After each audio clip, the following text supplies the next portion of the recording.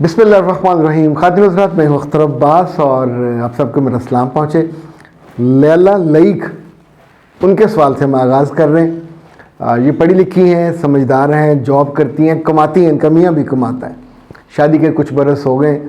वो कहती हैं कि मेरा मियाँ किरदार का बुरा नहीं है मगर अखलाक का बहुत बुरा है। घर में कोई मेहमान आए तो उसे खिलाने नहीं देता और ना किसी मेहमान के आने पे खुश होता है।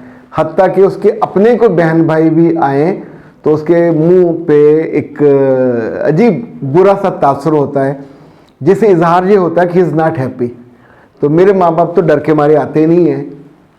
मेरे बच्चे, आप अपनी मियाँ को अगर ये वीडियो सुना दें, होपफुली ये जो आपने नाम लिखा है ये आपका नहीं होगा, थोड़ा फ़र्क होगा। तो आपका मियाँ जब इस बात को सुने तो मैं उसको एक बात बताऊंगा।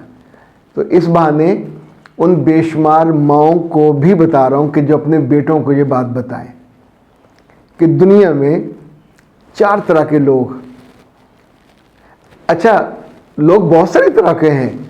जो कहने वाला है उसने अपनी बात कम्युनिकेट करने के लिए ये बात कहनी होती है। जैसे नबी सल्लल्लाहु अलैहि वसल्लम ने कहा, कुछ लोग बहुत अच्छे बेहतरीन वो हैं जो नेकी का काम करें, नेक उनके पास पैसा हो, खर्च करें, लोगों को भी उभारें। और फिर वो हैं जिनके पास पैसा ना हो, दुआ करें कि या अल्लाह मुझे मिल जाए तो इस जैसा काम करूँगा। फरमाया दोनों अजर में बराबर। फिर तीसरा कहा, कुछ लोग ऐसे हैं जिनके पास पैसा होता है, इख्तियार, इक़्तिदार, वो गुनाह के काम करते हैं, गंदे गलीज़ काम, उसको एंजॉय करते हैं, लोगों को बताते हैं। चौथी नस्ल के वो हैं जिनके पास कुछ भी नहीं होता, वो सोचते हैं अगर मेरे पास पैसे आ गए तो इसी तरह मैं गंदे काम करूँगा, इसी की पैरवी करूँगा। तो फरमाया दोनों गुनाह में बराबर। तो जब भी कोई बात समझानी होती है उसका मतलब ये नहीं होता कि ये अल्टीमेट या कौले फैसल के इतने ही टाइप के लोग हैं। अच्छा, इस वाली बात में पहले इंसानों की जो नस्ल है उसे क्रीम कहते हैं। क्रीम वो लोग होते हैं जो खाना खाते हैं और पूरे दिल से खिलाते हैं, उनको क्रीम कहा जाता है। क्रीम वो लोग होते हैं कि जो अपने पे खर्च नहीं करते, खुद खाना नहीं खाएंगे, दूसरों को खिलाएंगे। तो खुद की कुर्बानी दे के दूसरों को खिलाने वाला बेहतरीन खाना, यानी उम्दा जायके और उम्दा दूध और उम्दा गोश्त मेहमानों पे, इज़्ज़ा और कारब पे खुद वो नहीं खा रहे होते हैं, उनको क्रीम कहा जाता है। जो दूसरी किस्म है इंसानों की उसे सखी कहा जाता है। सखी खुद भी खाता है, दूसरों को भी खिलाता है। सखी में और क्रीम में जो बुनियादी फ़र्क हुआ कि क्रीम अपनी ज़ात पे तवज्जो नहीं देता। तो अब लैला बेटा, आपका मियाँ पहली में भी नहीं है, दूसरी में भी नहीं है, तीसरी जो किस्म है उसे बखील कहते हैं। बखील बुखल से है। बखील अल्लाह को बहुत नापसंद है। यानी बखील नामराद ये वो लोग होते हैं ना खुद पे खर्च करते हैं, ना दूसरों पे, ना खुद ठीक से खाते हैं, ना दूसरों को खाने देते। इवन अपनी बीवियों को, अपनी औलाद को, अपने मेहमानों को, घर आए लोगों को बुखल से इनका भरा हुआ होता है। अब जो 3 किस्में मैंने हुई बयान की, चौथी किस्म जो है उसको लईम कहते हैं।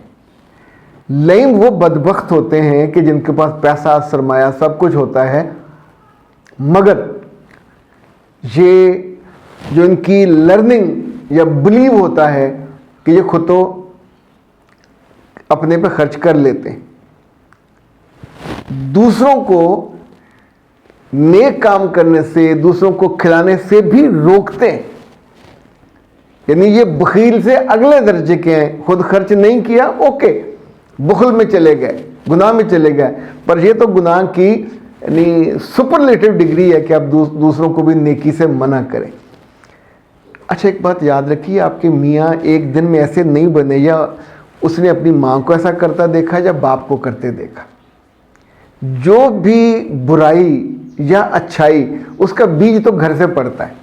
सो वालिदैन अगर थोड़ी मेहरबानी किया करें, कल जिन बातों पे उन्हें शर्मिंदगी होनी है अपनी औलाद की वजह से, मुझे अल्लाह माफ़ करे, इस कदर दुख होता है रोज़ खबरें पढ़ के, जब आए दिन कोई ना कोई लड़का अपने माँ बाप पे हाथ उठाता है, कभी कोई वीडियो आ रही है।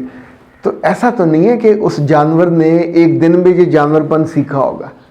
कहीं उसने अपने बाप को ये करते देखा होगा, कहीं उसने माँ को गुस्ताखी करते देखा होगा। देखिए, हम तो जब बड़े हो रहे थे हमने पढ़ा कि इसी बड़े सगीर में पहले कब्रें नहीं होती थी, कब्रें तो मुसलमानों के साथ आई, तो लोग अपने बड़े बुजुर्गों को, बाप को, जब बूढ़े हो जाते चलने फिरने से मजदूर, तो कंधे पे उठाते जाके पानी में फेंक आते। तो आखिरी दफ़ा जो किसी ने फेंका अपने बाप को, जब उसने फेंका तो उससे ज़रा पहले उसके बाप ने कहा, बेटा मुझे यहाँ मत फेंकना। तो उसने पूछा क्यों? उसने कहा, यहाँ मैंने अपने बाप को फेंका था, पानी यहाँ कम गहरा है, वो बहुत तड़पा था, कभी पानी उसके नाक में जाता था, कभी नीचे जाता था, गोता आता था, तो तकलीफ़ से वो कराहता था, उसकी मौत बहुत दर्द से हुई, मुझे ज़रा गहरे पानी में फेंकना जहाँ मैं जल्दी मर जाऊँ। बेटा को इंसान का बच्चा था, उन्हीं कदमों पर लौट आया। He was the last man जिसने अपने बाप को, उससे पहले बाप ऐसे ही मरे, उसने कहा जब तक तुम कुदरती तौर पे सांस लेते हो तो मेरे घर में रहोगे, तुम्हें खिलाऊंगा भी, तुम्हारा ख्याल भी करूंगा, खिदमत भी करूंगा। अब आप इस बेटे को क्या नाम दो? अगर खिदमत गुजार और मोहब्बत करने वाले और अतात करने वाले बच्चे, उनकी भी किस्में बनाई जाएं। वैसे बनाइए, ज़रूर बनाइए, फिर मुझे बताइए, मैं आपके नाम के साथ। एक हमने आपसे गुजारिश की थी कि अपनी आवाज़ के साथ भेजें हमें, तो अब तक मुझे एक दो ही, लेकिन उनकी आवाज़ की क्वालिटी अच्छी नहीं है, तो आप अपनी वीडियो भेज सकते हैं, आप अपनी ऑडियो भेज सकते हैं कि आपने इन पिछले 8-10 सालों में जब से आप हमें सुन रहे हैं कौन सी बात सीखी, कौन सी बात आपको अच्छी लगी, ये आपने आज ही ये काम कर लीजिए और फिर भिजवाइए। इससे पहले कि आपसे मैं इजाज़त लूँ, मिसेस समीना ने कहा कि मेरी शादी को 10 साल हो गए, तो मेरे मियाँ और मेरे जो ताल्लुकात हैं वो उतने गर्मजोशी वाले नहीं रहे, तो बाल बातें वो ऐसी कह देते हैं जो मुझे बड़ी शर्म आती है, बड़ा लिहाज मैं आपको नहीं बता सकती। बेटा, मेरे जो तजर्बे में और मुशाहिदे में ये बात आती है, तो मैं इसलिए गुजारिश करता होता हूँ कि जब आपकी शादी को 8-10 साल हो जाए तो ज़रूर पोस्ट मैरिटल काउंसलिंग लिया करें। इसमें यूँ समझें कि शादी की खुशी को बिल्कुल तड़का लग जाता है, ताज़ा हो जाती है। दो हमारे पास उसके लिए मेडिसिन होती हैं, वो आप यूज़ कर सकते हैं। ये नाज हर्ब्स की, ऐसे वीटी मेडिसिन कहते हैं, और ये इट्स वेरी यूज़फुल। ये पोस्ट मैरिटल इसे यूज़ किया जाता है, तो इसलिए मंगवा लीजिए। 034165782626 ये स्पेशली हमारी रिकमेंडेशन पे बनाई गई थी, और ये पेशेंट स्पेसिफिक होती है, तो आप ये मंगवा लीजिए, तो फिर इंशाल्लाह मेरा ख्याल आपका ये मसला हल हो जाएगा। लेकिन आप अख्तर अब्बास को दीजिए इजाज़त। अस्सलाम।